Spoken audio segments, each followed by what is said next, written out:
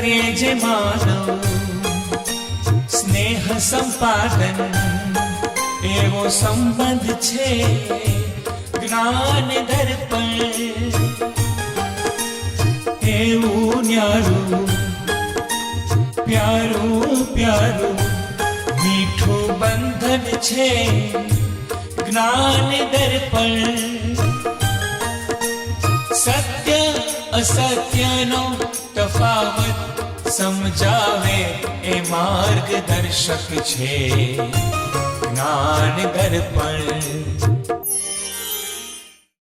નમસ્કાર દર્શક મિત્રો, જ્ઞાન દર્પણ કાર્યક્રમમાં આપનું હાર્દિક સ્વાગત છે. છેલ્લા કેટલાક એપિસોડ્સથી આપણે આત્માની મુખ્ય શક્તિઓ વિશે જાણ્યું. આપણે જાણ્યું કે આપણી મુખ્ય શક્તિઓ મન, બુદ્ધિ અને સંસ્કાર એ જ આપણી મુખ્ય શક્તિઓ છે. અને એમાં પણ પ્રફુલ્લભાઈએ ખૂબ વધારે ભાર આપ્યો તો મૂળભૂત શક્તિઓ ઉપર, વ્યક્તિત્વ ઉપર, મૂળભૂત વ્યક્તિત્વ અને બીજું આપણું જે ઉપલબ્ધ વ્યક્તિત્વ. તો ચાલો આજે આપણે એના વિશે થોડી વધુ ચર્ચા કરીએ સ્વયં બ્રહ્મકુમાર પ્રોફેસર પ્રફુલ્લભાઈ શાહ સાથે. નમસ્કાર પ્રફુલ્લભાઈ. નમસ્કાર.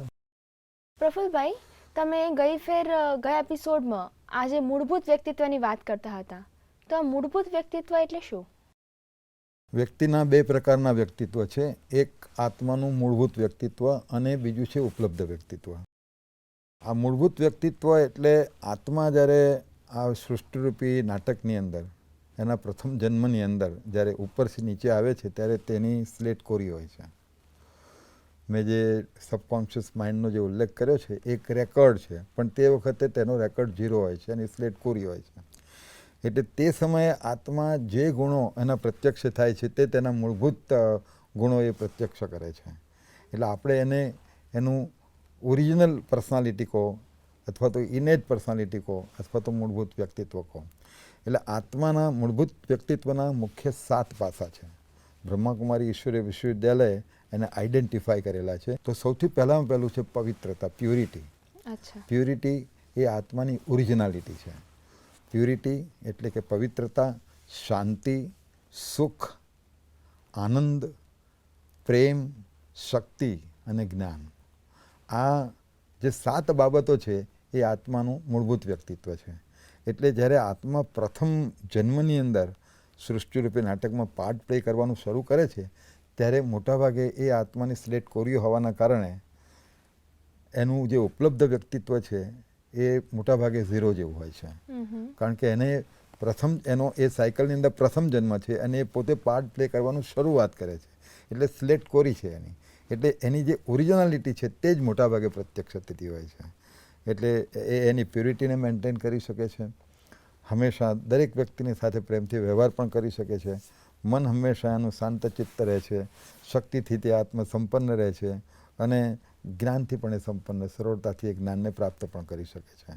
એટલે પણ આત્મા જ્યારે જન્મ બાય જન્મ એ પાર્ટ પ્લે કરવાનું શરૂ કરે છે તો ધીરે ધીરે એનું જે ઉપલબ્ધ વ્યક્તિત્વ છે એ બિલ્ટઅપ થાય છે.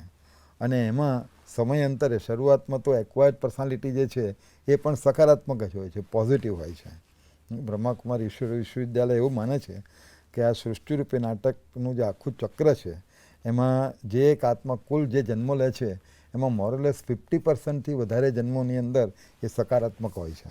અને ત્યાર પછીના જન્મોની અંદર એનામાં નકારાત્મકતા આવવાની શરૂઆત થાય.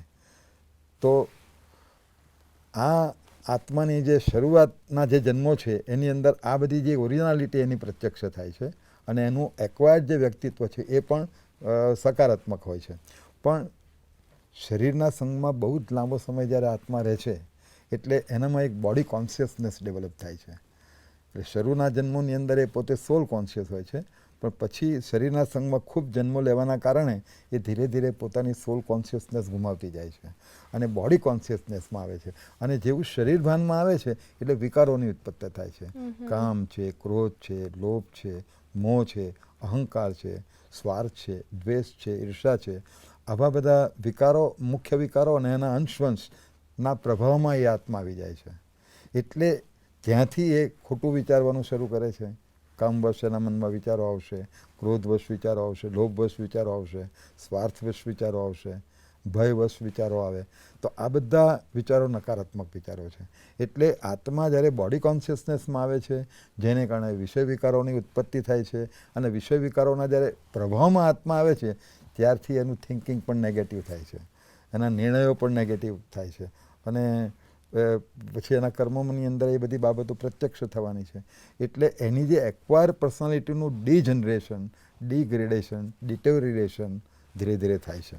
એટલે ગીતાની અંદર જે ઉલ્લેખ કર્યો છે કે એક આત્મા આ સૃષ્ટિરૂપી નાટકની અંદર જ્યારે પુનર્જન્મમાં આવીને જે પાઠ ભજવે છે તો એને 3 સ્ટેજમાંથી પસાર થવું પડે છે.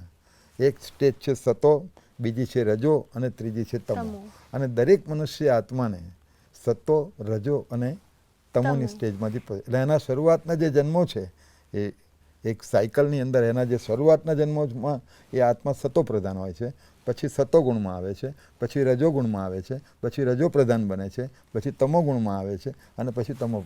એના જે છેલ્લા જન્મો છે એ બધા તમો પ્રધાન અવસ્થાના છે. એટલે જે એક્વાયર્ડ પર્સનાલિટીને જે મેં વાત કરીને એ એક્વાયર્ડ પર્સનાલિટીમાં ધીરે ધીરે ધીરે ધીરે ધીરે નકારાત્મકતા આવે છે, એનું ડિજનરેશન થાય છે, ડિગ્રેડેશન થાય છે. અને આગળ ઉપર મેં કહ્યું કે અત્યારનો જે સમય છે, અત્યારે સમય મોટાભાગનાનું જે ઉપલબ્ધ વ્યક્તિત્વ છે એ 80% નેગેટિવ છે એવું મનોવિજ્ઞાન કહે છે. Hardly 15 to 20% positivity is left. બાકી એનું વ્યક્તિત્વ નકારાત્મક છે, કારણ કે આપણે એવા ફેઝમાંથી અત્યારે વિશ્વ નાટકના એવા ફેઝમાંથી પસાર થઈ રહ્યા છે કે મોટી ભાગની આત્માઓ અત્યારે પોતાની તમો પ્રધાન અવસ્થાની અંદર છે. બોડી કોન્શિયસનેસને અંદર આવવાના કારણે શું થાય છે કે આપણી જે ઇનેટ ક્વોલિટીઝ છે, જે ઇનેટ પર્સનાલિટી છે એ સપ્રેસ થઈ જાય છે. મૂળભૂત વ્યક્તિત્વ. દાખલા તરીકે હું આપું તમને ઉદાહરણ, તો કામ વિકાર જ્યારે ઉત્પન્ન થાય, કામ વાસનાને વશીભૂત આપણે જ્યારે થઈ જાય છે એટલે આપણી પવિત્રતા આપણે ગુમાવી દઈએ છીએ. પછી ક્રોધને વશીભૂત જ્યારે થઈએ ત્યારે આપણે શાંતિને ગુમાવી દઈએ છીએ. પછી જ્યારે લોભને વશીભૂત થઈએ છીએ એટલે આપણામાંથી સંતોષ ચાલુ જાય છે, અને સુખ અને આનંદની અનુભૂતિ છે ને એ કન્ટેન્ટમેન્ટમાં છે. જ્યારે તમે તૃપ્ત થાઓ છો, સંતોષ, તમે જ્યારે સંતુષ્ટ થાઓ, તમે જ્યારે તૃપ્ત થાઓ ત્યારે સુખ અને આનંદની અનુભૂતિ થાય છે. પણ લોભ એક એવી વસ્તુ છે કે જે તમને કદી સંતુષ્ટ થવા જ નહીં દે, અને તમે જ્યારે સંતુષ્ટ નથી તો પછી સુખની અને આનંદની અનુભૂતિ તમે ન કરી શકો. એટલે તમારી સુખ અને આનંદની જે બાબત છે એ આ લોભ છીનવી લે છે. ત્રીજી બાબત છે કે દાખલા તરીકે મોહનો દાખલો લઈએ તો મોહ તમને પાર્શિયલ કરી દે છે. એટલે જે નિસ્વાર્થ જે પ્રેમની વાત છે એ તમારો પ્રેમ છીનવાઈ જાય છે મોહને કારણે. અને છેલ્લો જે અહંકાર છે એ અહંકાર તમારી બધી શક્તિઓ અને તમારા જ્ઞાનને એ છીનવી લે છે. અહંકાર એક એવો વિકાર છે તમારી શક્તિહીન તમને બનાવી દે છે. એટલે આ 5 જે દુશ્મનો છે એ માનવજાતના દુશ્મનો તરીકે એને તો વર્ણવ્યા છે. ગીતાની અંદર તો માનવજાતના મોટામાં મોટા દુશ્મનો જો હોય તો આ 5 વિકારોને બતાવ્યા છે. અને એમાં કામ, ક્રોધ અને લોભ, આ 3 વિકારોને તો નર્કના દ્વાર કહેલા છે, કે નર્કસ્ય દ્વાર. આ 3 તમને નર્કમાં લઈ જશે જો તેના પ્રભાવની અંદર તમે સતત રહેશો તો. એટલે બોડી કોન્શિયસનેસ વિકારોનો પ્રભાવ એ આપણા ઉપલબ્ધ વ્યક્તિત્વના ડિજનરેશન, ડિગ્રેડેશન માટે જવાબદાર છે. અને એ જ વિકારો આપણી જે ઓરિજિનાલિટી છે એને સપ્રેસ કરી દીધી. એ ઓરિજિનાલિટીને અત્યારે ઇમર્જ સ્ટેજમાં, એ ઓરિજિનાલિટી આપણી ઇમર્જ સ્ટેજમાં નથી, પણ એ મૂળભૂત વ્યક્તિત્વ છે. એટલે આજે પણ તમે જુઓ કે કોઈ વ્યક્તિને તમે પૂછો કે તને શાંતિ ગમે કે અશાંતિ ગમે, એ ગમે તેટલો અશાંત હશે, અરે પોતે અશાંતિ ફેલાવતો પણ હશે, પણ એને તમે ખૂણામાં લઈ જઈને પૂછો કે તને શાંતિ ગમે કે અશાંતિ ગમે, તો આન્સર એનો એ હશે કે મને શાંતિ ગમે. તો આ શાંતિ ગમે એવું કોણ કહી રહ્યું છે? કોણ કહી રહ્યું છે કે મને શાંતિ ગમે? આત્મા કહી રહી છે. કારણ કે આત્માની તે ઓરિજિનાલિટી છે. પછી દાખલા તરીકે 2 સ્થાન છે. એક એકદમ પવિત્ર છે, શુદ્ધ છે, ક્લીન છે, નીટ છે, સુઘડ છે, અને બીજું એક અસ્વચ્છ સ્થાન છે. તમે એક વ્યક્તિને કહો કે ભાઈ બંને સ્થાન પૂરતા પ્રમાણમાં છે, તને ક્યાં રહેવું પસંદ પડશે? સ્વચ્છ. કારણ કે આત્મા છે જ શુદ્ધ સ્વરૂપ, આત્મા છે જ પોતે પવિત્ર સ્વરૂપ, એટલે એને પવિત્રતા ગમે છે. એટલે એની ઓરિજિનાલિટી છે એટલે એને પવિત્રતા ગમે છે. એને અશુદ્ધિ કે એને ગમતી નથી. પછી કોઈક વ્યક્તિને એમ કહે કે તને કોઈ તિરસ્કાર કરે તે ગમે કે તને કોઈ પ્રેમ કરે તે ગમે? પ્રેમ ગમે. કેમ પ્રેમ ગમે છે અને તિરસ્કાર કેમ ગમતો નથી? કારણ કે આત્મા જ પોતે પ્રેમ સ્વરૂપ છે, એટલે એને પ્રેમ ગમે છે. કોઈક વ્યક્તિને અશક્ત એક શરીરમાં દાખલા તરીકે કોઈને વીકનેસ આવી જાય ને તો પણ તેને ગમતું નથી. હી ઓર શી ફીલ્સ અનકમ્ફર્ટેબલ જ્યારે શરીરની અંદર. એટલે શારીરિક વીકનેસની અંદર પણ આપણને અશક્ત રહેવું ગમતું નથી. એટલે કોઈ પણ આત્માને તમે પૂછો શક્તિ ગમે, અશક્ત રહેવું ગમે કે શક્તિશાળી રહેવું ગમે, તો જવાબ તો શક્તિશાળીનો જ આપવાનો છે. કારણ કે આત્માના આ મૂળ સંસ્કારો છે, મૂળભૂત સંસ્કારો છે. એટલે પ્રેમ છે, આનંદ છે, સુખ છે, પવિત્રતા, શાંતિ. એટલે અહીંયા અમે એને આત્મા પોતે શાંત સ્વરૂપ છે, પ્રેમ સ્વરૂપ છે, સુખ સ્વરૂપ છે, આનંદ સ્વરૂપ છે, શક્તિ સ્વરૂપ છે, એવું અહીંયા એ શબ્દનો પ્રયોગ કર્યો છે. વાસ્તવમાં જે આત્માને એની જે 7 જે ગુણ છે એને મળતા નથી, એટલે જ આપણે પોતાને અસંતુષ્ટ ફીલ કરીએ છીએ. અસંતોષ અને વિહવળ, આપણે જે વિહવળ અનકમ્ફર્ટેબલ જે આપણે ફીલ કરીએ છીએ, આપણે જે વિહવળ થઈ જઈએ છીએ, એનું મૂળ કારણ છે કે આ બધી જે ઓરિજિનાલિટી છે એ ઓરિજિનાલિટીથી આપણે વિમુખ દૂર ચાલ્યા ગયા છીએ અને વિમુખ થઈ ગયા છે. અને એને કારણે આપણે વિચલિત થઈ જઈએ છીએ, આપણે વિહવળ થઈ જઈએ છીએ, વી ફીલ અનકમ્ફર્ટેબલ. પણ ફરીથી પાછું એ મૂળભૂત સંસ્કારોને ઇમર્જ કરવા એ ફરી પાછા આપણી હાથની વાત છે. જેમ મેં આગળ ઉપર કહ્યું કે ઉપલબ્ધ વ્યક્તિત્વને સકારાત્મક બનાવવાનું પણ એ આપણા જ હાથમાં વાત છે. આપણા જ હાથે આપણે આપણા વ્યક્તિત્વને ડિગ્રેડ કરેલું છે. ફરીથી આપણે એને સુધારી શકીએ છીએ. જો બગાડી શકીએ તો સુધારી ના શકીએ, જો બગાડી શકીએ તો આપણે સુધારી શકીએ છીએ. આપણા જ કર્મોથી આપણે બગાડેલું છે, તો આપણા જ વિચારો, આપણા જ નિર્ણયો અને આપણા જ કર્મોથી તેને સુધારી પણ શકાય છે. Body consciousness is root cause of all the evils. એટલે તમે ફરીથી પાછું આત્મદર્શન, આત્મચિંતન, આત્મજાગૃતિ, આત્મસાત, આના માધ્યમ દ્વારા ફરીથી પાછું સોલ કોન્શિયસનેસમાં આવી શકાય છે. અને તમે જ્યારે સોલ કોન્શિયસનેસમાં આવો એટલે ધીરે ધીરે આ વિકારોની જે પકડ છે ને તમારા ઉપર એ ઢીલી પડતી જશે. એક સ્ટેજ એવું આવશે કે તમે વિકારોથી સંપૂર્ણપણે મુક્ત થઈ જશો, વિકારોના પ્રભાવમાંથી બહાર નીકળી જશો. અને જ્યારે વિકારોના પ્રભાવમાંથી બહાર નીકળશો એટલે તમારી જે ઓરિજિનાલિટી છે એ ઓટોમેટિક પ્રત્યક્ષ થશે. તમારી પાસે આવનાર વ્યક્તિને પણ પ્રેમની અનુભૂતિ થશે, શાંતિની અનુભૂતિ. તમારી સાથે બેસશે ને તો પણ એને શાંતિની અનુભૂતિ થશે. કારણ કે આત્મા બહુ સરળતાથી એ પોતાની જે ઓરિજિનાલિટી છે એને પ્રત્યક્ષ કરી શકે છે. પ્રફુલભાઈ, તમે આજે 7 ગુણોની વાત કરી, સુખ, શાંતિ, પ્રેમ, આનંદ, પવિત્રતા, જ્ઞાન, શક્તિ જેવી વાત કરી. પણ વાસ્તવમાં આજે કોઈનામાં આ ગુણ અને આ શક્તિઓ એટલા એવી ફૂલ છે નહીં, એટલે બધા અસંતુષ્ટ ફીલ કરે છે. અને એટલા માટે જ આજે લોકો આ શક્તિઓ બીજાનામાંથી લેવાની કોશિશ કરે છે. જેમ કે તમે જ કહ્યું કે બધા બીજા જોડેથી પ્રેમ એક્સપેક્ટ કરે છે, બીજા જોડેથી શાંતિ એક્સપેક્ટ કરે છે. બધાને જ આ 7 ગુણ ખૂબ ગમે છે. તો શું આવી રીતે એક્સપેક્ટ કરવું એ ખોટી વાત છે? એક્સપેક્ટેશન કરતાં પોતે જ આત્મા પોતે જ જ્યારે શાંત સ્વરૂપ છે, આત્મા પોતે જ પવિત્રતાનું સ્વરૂપ છે, તો જો સાચી શાંતિ નો અનુભવ કરવો હોય તો તમારે અંદરની દુનિયામાં જવું જોઈએ. અત્યારે આપણે જે બહાર શાંતિને શોધવાનો પ્રયત્ન કરીએ છીએ, બહાર સુખને શોધવાનો પ્રયત્ન કરીએ છીએ, પણ સુખ તો તમારી આત્માની અંદર પડેલું જ છે. કારણ કે આત્મા સુખ સ્વરૂપ છે. શાંતિ તો આત્માનો એક સ્વધર્મ છે, ગળાનો હાર છે એનો. એટલે સાચી શાંતિનો, જેને આપણે નિરવર શાંતિ, પ્રગાઢ શાંતિ કહી શકીએ, સાચો આનંદ જેને આપણે નિજાનંદ, પરમાનંદ કહી શકીએ, તો આવા આનંદની, સુખની, શાંતિની જો આપણે અનુભૂતિ કરવી હોય તો આપણે થોડા અંતર્મુખી બનીને અંતરદર્શન કરવાની જરૂર છે. આપણે એને જે બહાર શોધીએ છીએ, શાંતિને, સુખને જે બહાર શોધીએ છીએ, વસ્તુમાં સુખને શોધીએ છીએ, તો એ જે છે તેના કરતાં વધારે મહત્ત્વની બાબત એ છે કે તમે અંતર્મુખી બનો, અંતરદર્શન કરો, આત્માની સ્મૃતિમાં સ્થિત થાઓ, વિકારોના પ્રભાવ, બોડી કોન્શિયસનેસથી બહાર નીકળો, વિકારોનો પ્રભાવ ઓછો કરો, એટલે ઓટોમેટિક તમે શાંતિનો અનુભવ કરશો. એટલે સાચો રસ્તો એ અંતરદર્શન છે. અંતરદર્શન દ્વારા એની શરૂઆત અંતર્મુખી બનવાથી થાય છે. અંતર્મુખી બનો, પછી અંતરદર્શન કરો, આંતરવિશ્લેષણ કરો, આત્મચિંતન, આત્મદર્શન કરો. અને જ્યારે આત્મસાત થાય, આત્મસાતનો અર્થ એવો નથી થતો કે કોઈ આત્માની જ્યોતિને જોઈ લેવી. ચલો જોઈ લીધી, સાક્ષાત્કાર કદાચ ઘણા બધા લોકોને આત્માના સાક્ષાત્કાર થાય છે, એક પ્રકાશ બિંદુના રૂપમાં સાક્ષાત્કાર થાય છે. પણ એ સાક્ષાત્કાર કરવાથી તો લાઇટના બલ્બ પણ એનાથી વધારે જગારા મારતા હોય છે. આકાશના તારાઓ પણ તમે જોઈ શકો છો. એટલે આત્માને કોઈક બિંદીના રૂપમાં કે પ્રકાશ કણના રૂપમાં કોઈ લાઇટના રૂપમાં જોવી એ આત્મસાત નથી, પણ આત્માની જે ઓરિજિનાલિટી છે એ ઓરિજિનાલિટીનો એક્સપિરિયન્સ કરવો તે આત્મસાત છે. એટલે હું પરમ શાંતિનો અનુભવ કરું, નિજાનંદનો અનુભવ કરું, શક્તિ પોતાની જાતને શક્તિશાળી અનુભવ કરું, તો આ બધી છે એ આત્મસાતની જુદા જુદા આત્મસાતના પાસા આપણે એને કહી શકીએ. These are the different aspects which are needed to be realised in self realisation. જી, તો મિત્રો આપણે એ વસ્તુ તો હવે જાણી લીધી કે જે વસ્તુ આપણી જોડે હોય ને એ વસ્તુ આપણે જેમ કોઈને આપી ના શકીએ, એવી જ રીતે આજે દુનિયાની અંદર કોઈની બી જોડે સુખ, શાંતિ, પ્રેમ, આનંદ, પવિત્રતા આ સાતે ગુણ લોકો પાસે પણ નથી.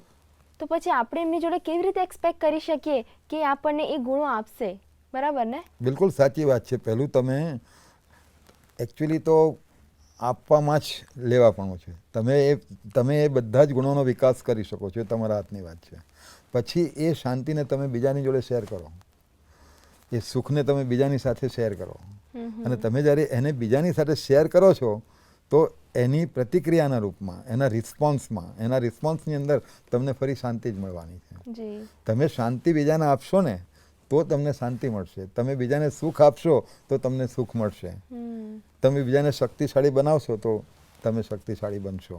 એટલે શરૂઆત અંતરદર્શનથી આપણે કરવી જોઈએ, અને આપણે પહેલાં તો અંદરથી સુખ સંપન્ન બનવું જોઈએ, શાંતિ સંપન્ન બનવું જોઈએ. શાંતિ સંપન્ન બની અને પછી એને શેર કરો તમે, એના રિસ્પોન્સમાં તમને ચોક્કસ શાંતિ અને સુખ મળવાનું છે, એ વાત નિશ્ચિત છે. પણ આપણે કોઈ પુરુષાર્થ ન કરીએ, અંદર ડોક્યું કરવાનો કોઈ પુરુષાર્થ ન કરીએ અને બહાર જ બીજાની પાસે શાંતિની અપેક્ષાઓ રાખીએ, સુખની અપેક્ષા રાખો, એ કદી પરિપૂર્ણ ન થઈ શકે. બીજું પ્રફુલભાઈ, તમે એક ઉપલબ્ધ વ્યક્તિત્વની વાત કરી હતી અને આના પહેલાં પણ તમે એના પર થોડો પ્રકાશ નાખ્યો હતો. તો ઉપલબ્ધ વ્યક્તિત્વ થોડું એના વિશે થોડું વધારે સચોટ જ્ઞાન આપશો? હું માનું છું ખૂબ ચર્ચા આપણે આમ તો ઉપલબ્ધ વ્યક્તિત્વ વિશે કરેલી છે. ઉપલબ્ધ વ્યક્તિત્વ એટલે આત્મા શરીરમાં જ્યારે પ્રવેશ કરે છે અને પછી જ્યારે એ રંગમંચ ઉપર પોતાનો પાઠ શરૂ કરે છે, એટલે પાઠ શરૂ કરે એટલે એને અનેક પ્રકારના કર્મો કરે છે, અને દરેક કર્મની પાછળ નિર્ણય હોય છે, અને દરેક કર્મની પાછળ વિચાર હોય છે. એટલે જે વિચાર કરે છે તેનું પણ પ્રક્ષેપણ થાય છે, નિર્ણય કરે છે તેનું પણ પ્રક્ષેપણ થાય છે, અને આ જે રેકોર્ડ જે તૈયાર થાય છે તે તમારું ઉપલબ્ધ વ્યક્તિત્વ છે. હવે આ રેકોર્ડ જો પોઝિટિવ હશે તો એ તમારું વ્યક્તિત્વ સકારાત્મક છે, જો એ રેકોર્ડ નેગેટિવ હશે તો તમારું વ્યક્તિત્વ નકારાત્મક બને છે.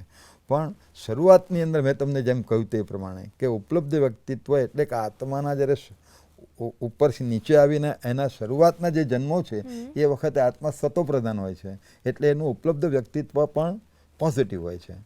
પણ સમયાંતરે જ્યારે બોડી કોન્શિયસનેસમાં આવે છે, આ વાત આમ તો હું રિપીટ કરી રહ્યો છું કે બોડી કોન્શિયસનેસમાં આવે છે એટલે વિષય વિકારોના પ્રભાવમાં આવે છે, અને એ પ્રભાવને કારણે ધીરે ધીરે એનું થિંકિંગ નેગેટિવ થાય છે, વિચારો વિષાક્ત, નકારાત્મક અને વ્યર્થ વિચારોનું પ્રમાણ વધે છે.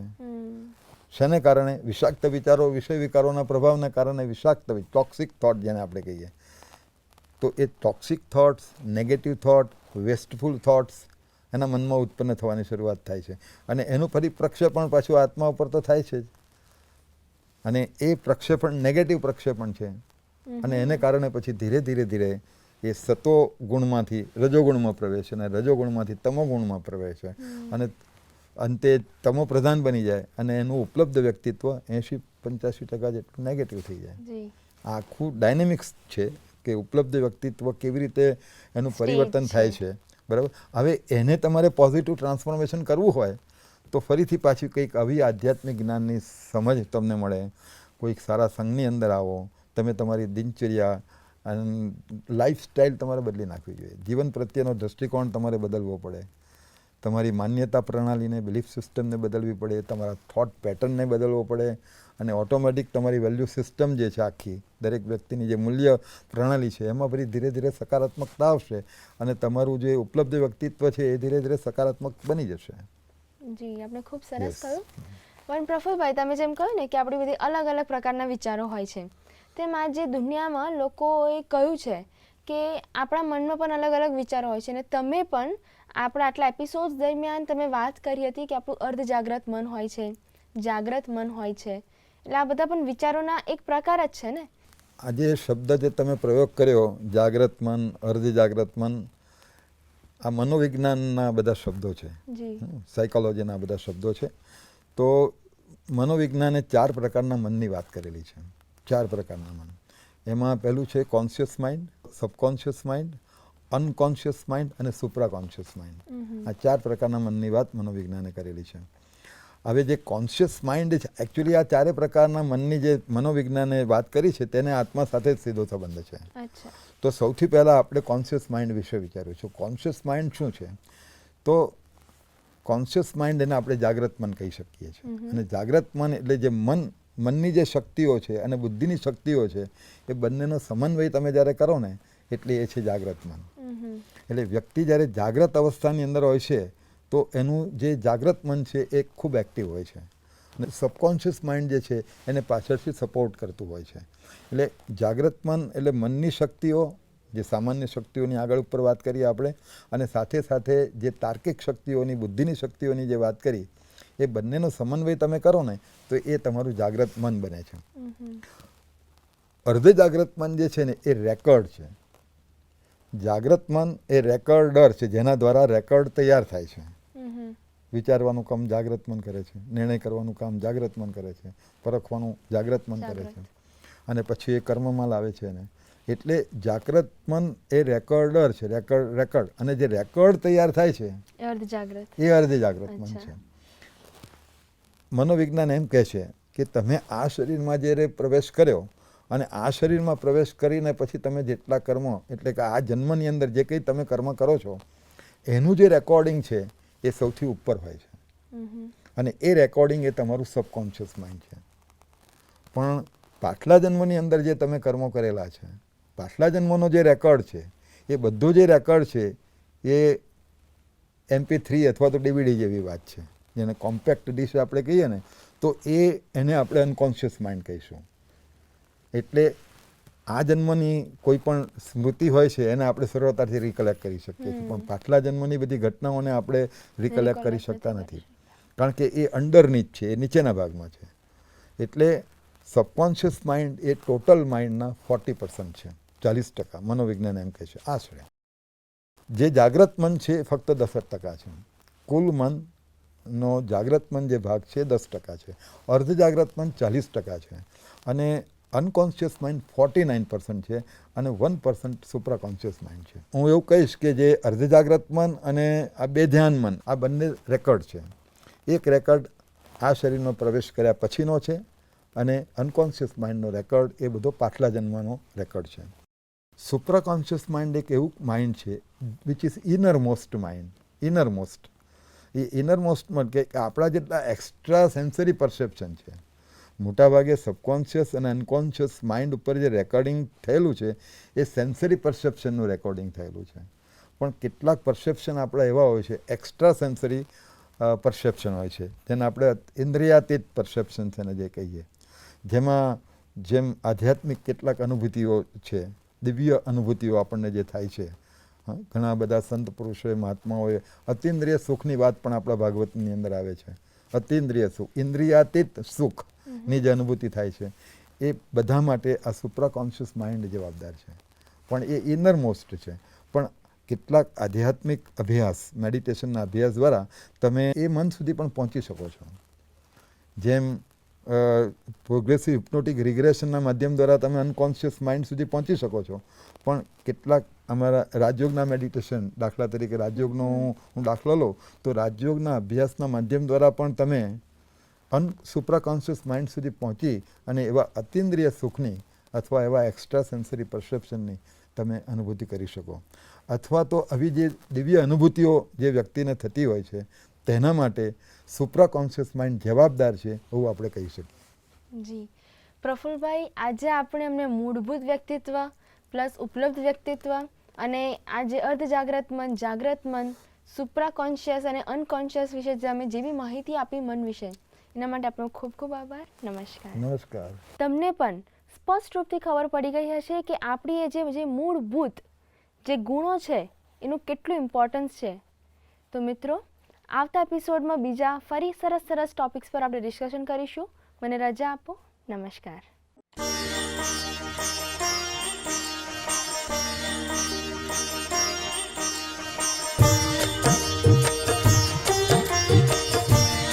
છે.